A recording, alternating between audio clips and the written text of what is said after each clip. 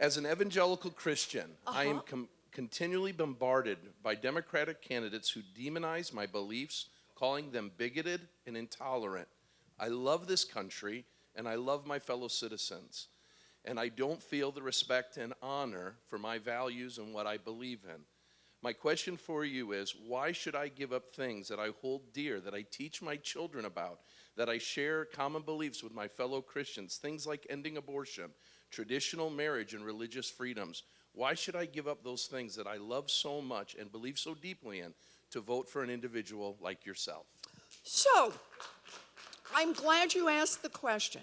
I was born and raised Methodist. I've been a Sunday school teacher. And most of the scripture I quote is still King James. I'm old school on this.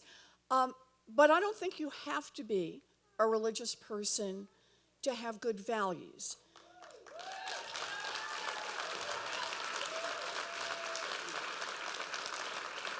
The way I see this is I'm going to start where you started, and that is I believe everyone should be treated with respect. As I said, for me it is a basic value. Every human being has value, and that means every human being should be treated with respect.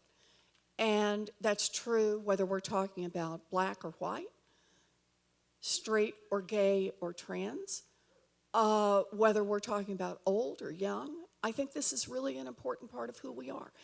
And if I can, let me just pick up one, although you mentioned several, but I think maybe it may be the one, since you mentioned it first, is the question about abortion. I understand that you and I may have differences. There may be a lot of different views in this room.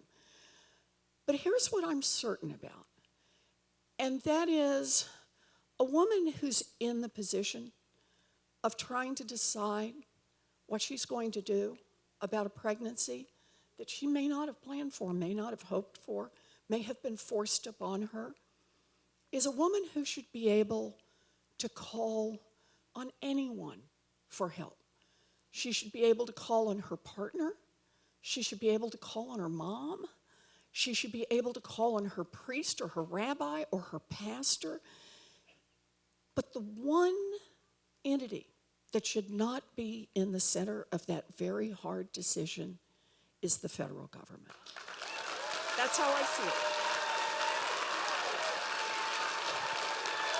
So I'll be respectful of you, and I believe you when you say you're respectful of me. We may have a difference about the view about the federal government on this issue, but boy, I sure would like to think about the parts we come together on the importance of investing in every single baby in this country. That's what we can do. We've got a chance to do this, and I hope we're able to do it. Thank you, Tim. Thank you.